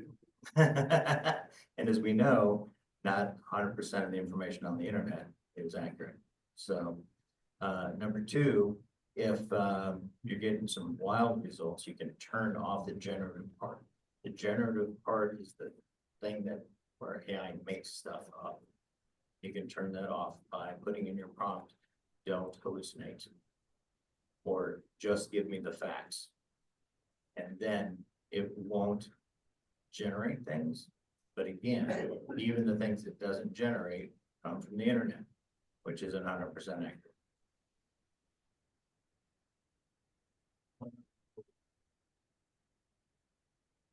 One other tool is not exactly AI, but Grammarly.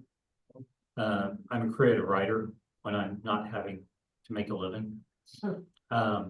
And so there's 2 of them I use. I use ProWriter, which is better for creative writers, but Grammarly is a really good way. Let's say you get into a situation. I want to hire you and I need to fill this position today, and you need to get your resume, your modified resume and your cover letter back to me tonight. That's where most people will screw up their writing. They will make a mistake. And when I was a hiring manager, I did not tolerate mistakes in the resume because that's supposed to be thought through. I wasn't much more lenient on the cover letter. And Grammarly catches the stupid stuff. It does a really good job. If you put, I want A, and you typed A in there twice, it catches it for you. Word will do it too, but Grammarly kind of goes to that next level where it says, your wording in this sentence is clumsy. It's not smooth. And it will get you in minutes.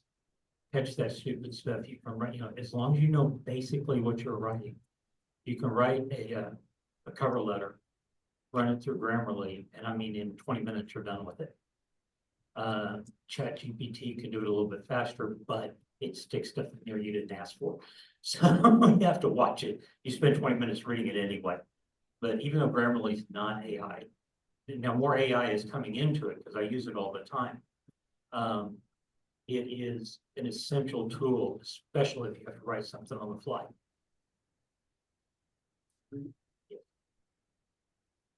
I think Grammarly more and more has AI built into it. So I think it's. Grammarly is more professional. Like I say, co-writing AI about the one where people work on it.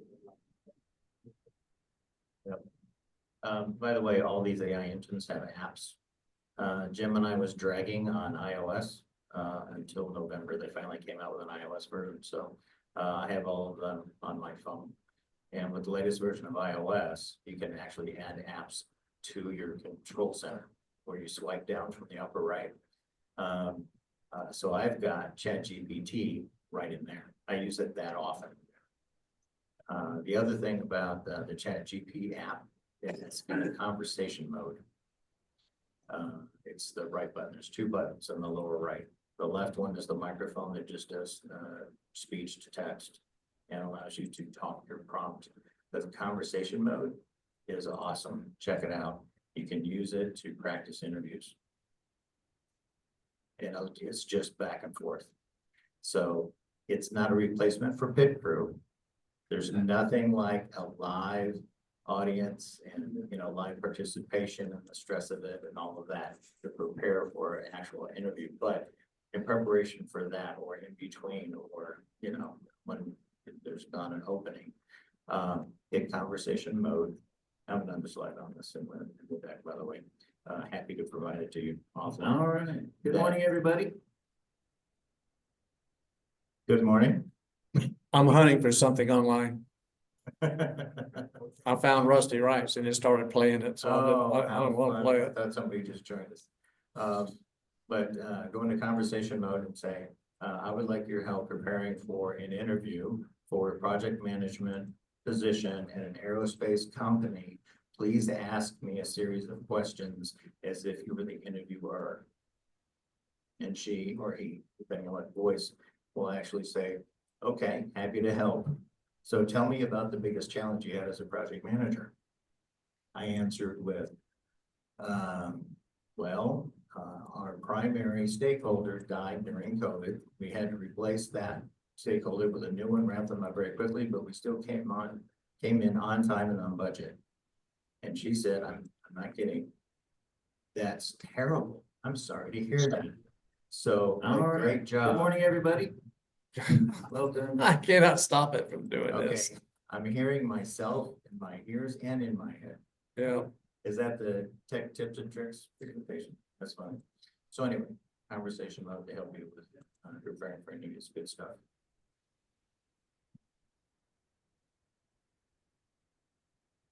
Yeah, since Walt was asking me for a bit more information on the like the St. Jude Career Alliance Accountability Network, I'll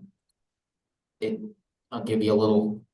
I did find a little bit of details on it. Like, so you'll be in a group of 4 to 6 people, meets on a 1 to 2 week basis, and you can do it in person or virtual. That's also, and those groups will work together with one of the St. Jude Career Alliance leaders, and you'll just do, your same kind of typical accountability group stuff where you'll talk about what you did, talk about like your progress from 1 week to the next, and just what you have, planned in the future for like the next week and even like week after next, just that sort of thing. So, but again, to get access to that, you do have to go through the workshop. It is exclusive to workshop attendees.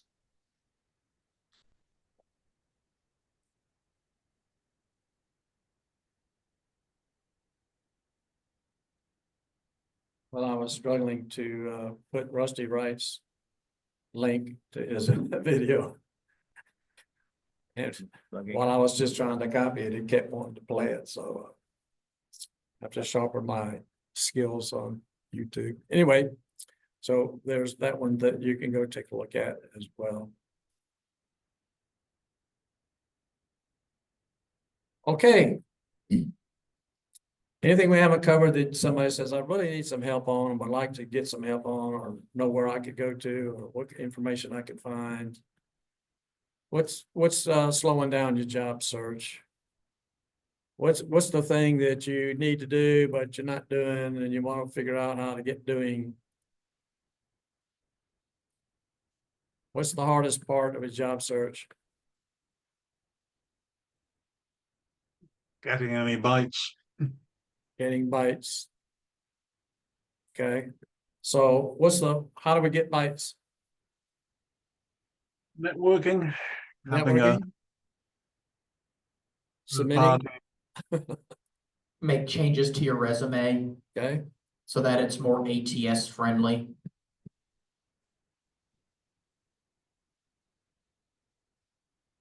have anybody used the, I'm trying to think of it now. It compares your resume and your job description and comes out. I know what it is, jobscan.co. Yeah, jobscan.co. Put that in the chat. You just put it in text format, put in your resume in text format and your job description, and it'll come out with some matches and help you look at ATS type matches, things. Yeah, he said TWC has a version of that as All right, well. so the Texas Workforce Commission, so go there and you can locate a comparison tool, the TWC, okay. You can also use ChatGPT to do that as well. So I'm a hiring manager, or I'm a candidate, I'm looking for this type of role. Here's the job description, here's my resume. I did that once, and I said, since I sell the I do a help methodology and technique, I said, using this information, tell me what soft skills I have that would apply towards this role, and what are the activities that I would do to make a positive effect, and what value do I bring to this particular organization. So I threw that into ChatGPT, and it came back and it listed that, kind of broke it down. Yeah, so it did a little bit of a analysis for me rather than doing it manually to do that. But I asked the I help questions, and when I looked at that, it says I need to put more of this in my resume, or I need to adjust, or whatever it might be. Because if that's all I can do to help, I need to put more I help in my resume, stuff like that.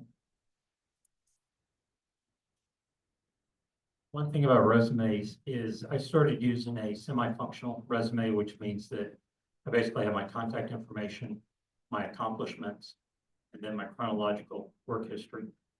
And what I like about that format is it's modular. So when you're writing your resume, what I was encouraged to do by Jewish Family Services, and of course, fortunately, I'd already done it. I keep all of my accomplishments all through my career, no matter how long ago it was. And when I when I pick up a job lead and I go for it, I pick up the top 3 things they asked for. I look at my accomplishment statements. Have I done those 3 things? Anywhere in my career, I don't care. And that usually gives you that first, because again, the hiring managers are extremely busy. And if they go through and they say, okay, yeah, I've got Marshall here, and has he done transportation management? First accomplishment is transportation management, 99% on time delivery.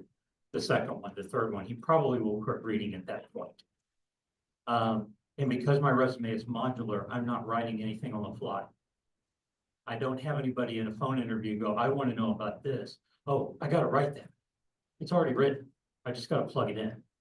I just Control X, Control V, I'm done. And it saves typos. It still looks very professional. I can now, what it changed for me is every time you said, I want you to rewrite your resume, it meant hours of going back and rewriting a resume. But when I came up with this, when I was shown this modular format, it's so quick to just put in pertinent information very quick, 5-10 minutes, I'm done with it and I send it off. And, excuse me, and I've got some recruiters that are very annoying about, oh, I want your resume now, I want your cover letter now, I want this now, I want this now, I want this now. And that has really helped me a lot in keeping things organized and being able to do 2 or 3 high quality applications a day. Yeah, and when you send it in, say, and I want your response now, I'm looking for it now. Because we don't get any responses. All right, yeah, do you use metrics in your accomplishments? Yes, as much as I can. Okay, For example, I have one that I showed that I actually reduced transportation costs by 38%. there you go. You know, I'm stayed within budget. That's always a term that I always use. But yes, have one accomplishment from back when I was at CompUSA. We started with our inventory accuracy of 55%. By the time I finished, we were at 97%. Can you tie dollars to any of those? I do when I can. All right, I mean, when you say you reduced to 38%, you have to have some numbers to know how you got that 38%. In that particular one, I do. I just don't Yeah, remember what they okay. are. I did it like 2009. Dollars are best, percentages, numbers are next, and then added value. It's like, you know, I increased customer satisfaction by some thought and do that. And I also got 3 referrals from that customer for future sales. That's an added value, you know, comment that you can make. But yeah, so you put that up front. There's another thing that people do. They'll have 12, 15 different items up front, their competencies, strengths, or whatever it is that they list. Interestingly enough, when I talk in an interview, like in the pit crew, I'll say, well, what are your top 3? And they'll name 2 of them that are not listed in their on the resume. They're not familiar with the ones. They're not listed in order of relevance to the job from left to right, top to bottom, as to what, you know, what's most important. And they have too many of them. You know, you're just telling me I'm trying to get hits. I'm not trying to, you know, really tell you about me. That's the worst thing. But yeah, so putting achievements up front, I think that's a good idea to do that. The question is, are you getting responses? If you are getting calls, I like your resume. I don't care what it looks like. And another thing is, ask the recruiter what format the company wants to use in the resume, and use what they're familiar with to change it, rather than just sending in your generic. But yeah, conference are great. We hadn't talked about star stories. Did anybody have problems with star stories? I've done a lot of interviews. I've only heard 1 or 2 really good star stories. Situation, task, action, result, if you're not familiar with them. The value of star stories is high. You build a connection. The person lives that story with you as you're telling the story. It demonstrates how we process, who we involve, how we go about doing things, and it shows, you know, that kind of information. It also demonstrates and shows our strengths, shows our collaboration skills, it shows our leadership skills and how we do things. They are tremendously valuable. And so, do you have your list of achievements?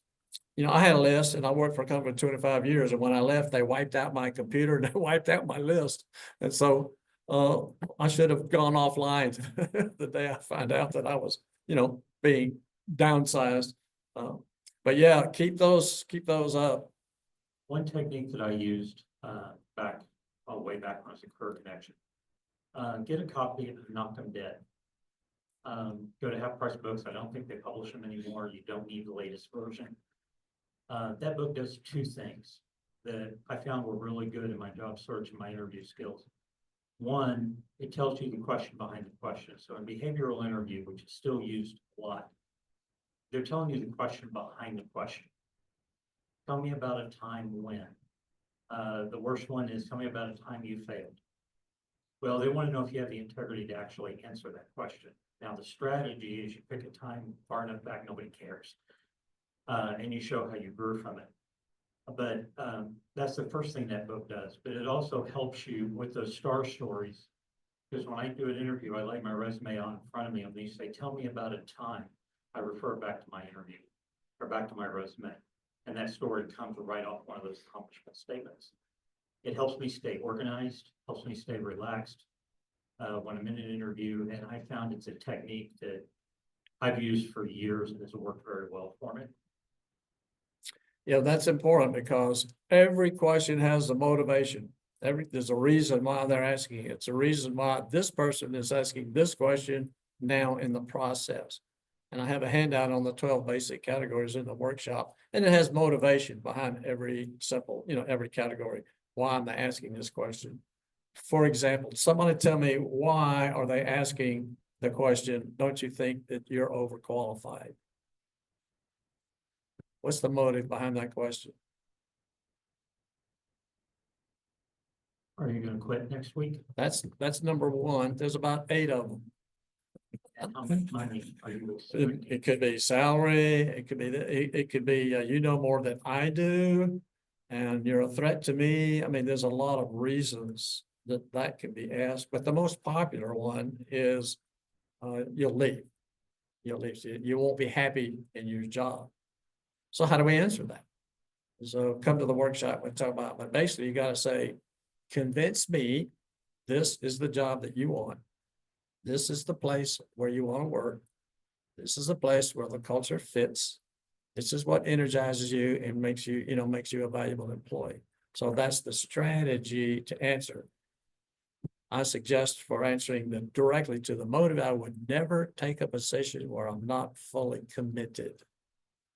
i.e., I'm not gonna leave. I'm here.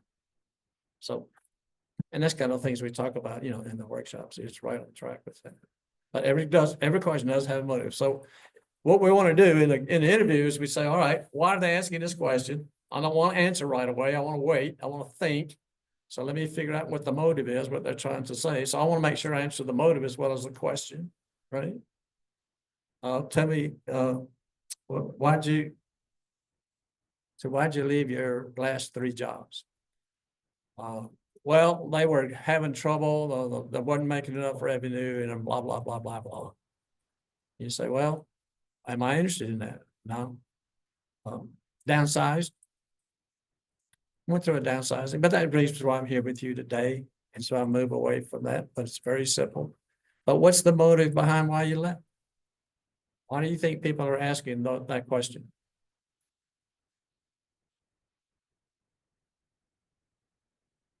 Why would you ask it in an interview? Some of you probably asked that question when you hired somebody. Any concerns there?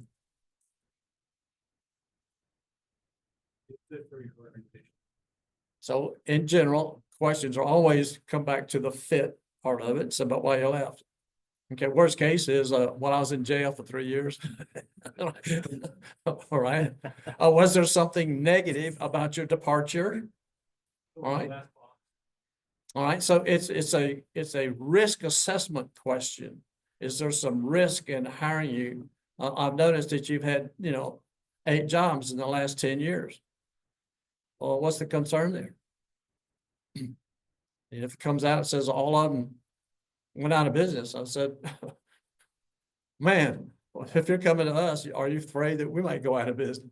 So, what patterns are you setting up? What does it look like? What's the information? How can you adjust those things? But there's a reason behind that says, I want to reduce risk in hiring you. And if you've job hopped, I don't need a job hopper. So give me the reasons why you left, and that'll show me that you weren't a job hopper and that you will stay. That's my main reason. Doesn't look like you stay very long, and that concerns me. Okay.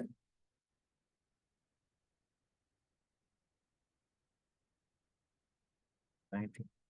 Well, we got about 10 minutes. We'll take one more if we got it, or we'll just move on and close it out for today.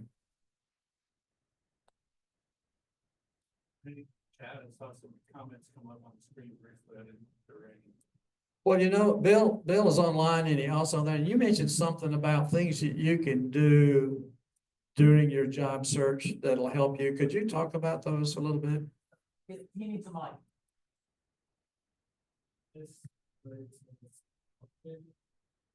Well, you were talking about the opportunity to do other things, make progress in other areas.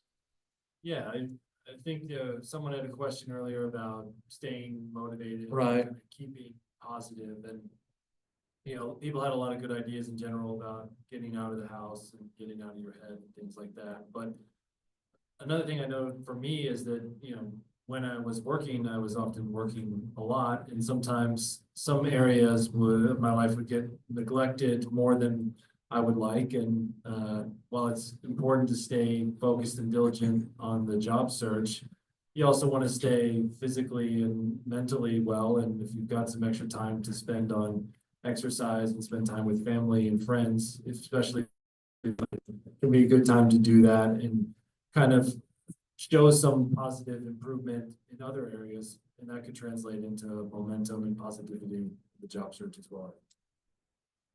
Okay. Yeah, do some personal things.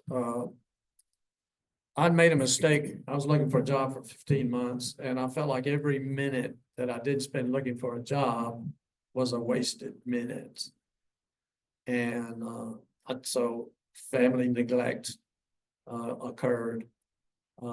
I began to learn. I said, my job as a parent and a husband is to make my family feel at ease during my transition, because they're stressed out too. And so how can I, and me doing all this work just puts more stress on them, that sort of thing. And so it's time to pay attention to family, do some things with them, or whatever area. So that's a great suggestion. I thought that was a good idea. Okay, well, let's wrap it up for today. I want to thank everybody. Okay, William, you got this is William's last comment for the day. Yeah, I know we didn't get to a lot of questions today, but this is just a reminder that you can go to the YouTube channel called A Life After Layoff, and you can find a lot of videos there that may help you answer a lot of questions you may have surrounding your job search. There's just a lot of content on there about resumes, interviewing, and specifically how you should answer certain interview questions, and even some other topics such as signs to look for when determining whether a job posting is real or not. And so just it's become one of my favorite YouTube channels. And so again, if we didn't get to your question today, just make sure you go on the A Life After Layoff YouTube channel and see if you can find some videos on there that might help you get some more clarity when it comes to the many questions you might have surrounding your job search. Thank you much, William. Okay. So a couple of things. We talked about the careerdfw.org channel. If you're not familiar with that, just to touch base with one item on there, that's one resource that is pretty valuable, and that's their calendar feature. So once you go to careerdfw.org, you can click on the calendar. It'll show up and you can see a graphic view. I mean, look at all the different things that are available in a lot of them are available in the CareerDiff Fort Worth, that Dallas-Fort Worth area. A lot of them are online, and they're categorized into different types of things: careers, job fairs, workshops, webinars, etc. And if you want to click on the calendar or the agenda view, it'll look like this. And when you click on any one of those, for example, next Tuesday, I'll get back to that in a second, but on the online for the LinkedIn Tuesdays, for the 7th of January. So there's events that come, and you click on that and it'll give you more details and open up with a lot more information, who to contact, etc., links, and all that sort of thing. So definitely check it out, see which ones would be most available to you. And then the Career USA channel on YouTube. If you click on the career channel, you'll get playlists, and you'll see these different categories of playlists that are up there. Then at the bottom is the North Dallas group. If you click on the icon, you'll start playing that video. So you want to click on View Full Playlist. And when you do that, this will show up, and here's the dates and times. And so here's the last one we had on the 20th with Loretta Rush and her meeting on the joy of stress. If you look at that, we've gotten 11 views, in the last 9 days. The next one, that was the whole meeting. I had posted just the meeting, just the video, and Matt said, Walt, you only posted that, you didn't post the whole meeting. So we made 2 posts, but there's been like 134 views of that one. since we played that. So that's a pretty interesting video. It gives you a little bit of fun and also helping you get through this job search. But anyway, those are available. You can scroll through those and see which ones that you are interested in doing. And we gave you some links to 3 of them during today. So here's that one. So 134 views on that one. That's coming up is next Tuesday. The LinkedIn session meets every Tuesday at 1 o'clock online. Next week is Kurt Vandemater. Patty Bashy is the one that leads that group. She's usually here today. If she's not, she's doing something on job search that preempts this. But that's on that. It'll be on Zoom. So she uses a round robin of recruiters to give the presentations on different perspectives of LinkedIn. And so this will be Kurt's view on that next Tuesday. And I mentioned, if you go down and look at the online Tuesdays at 1 p.m., that's where you can find the details and links about it. So when you go to the calendar function, you can get more information about where it is and how it is and all that sort of thing. Wednesdays is the practice interview team, the pit crew. They meet at Christ United Methodist Church. That's where we actually are located today in person. And you can observe an interview as well as participate as a candidate in an interview, sending in your resume and job description to the pit crew. What you do is you send it to this address down here, DallasPitCrew@gmail.com. We're in person on all but the 4th Wednesday, and we're online. And online is to help people that are out of the DFW area, because now we've got Zoom. People participated outside, so those are also available, and you can observe those as well. It's just but it'll be just one person. The in-person interviews, we interview 1, 2, 3 people a week, so there's more than just one person, and you can observe, pick out which ones you want to observe, and also participate in the feedback. So what's coming up on the North Dallas Plano Career Focus Group? Well, next week, Friday, is Rick Martinez on the 10 job search rule issues break. I gave Rick an opportunity to say, I know you got several presentations. If you really want to give another one, let me know. But that's the one that's online, scheduled for right now. On the 17th, a new thing that hasn't been presented here before with Libby. I'm not sure how to pronounce her last name, but creating a personal pitch deck. It's a strong differentiator and a way of introducing yourself and doing something. I think it's a clever idea. I think that'd be worthwhile to take a look at and see what she's got. How she organizes things and introduces that into the job search process. And then Mike Coffey, annually we talk with Mike about background checks and what's going on with the background checks, and some great information there on the 24th. So that's what's coming up in January.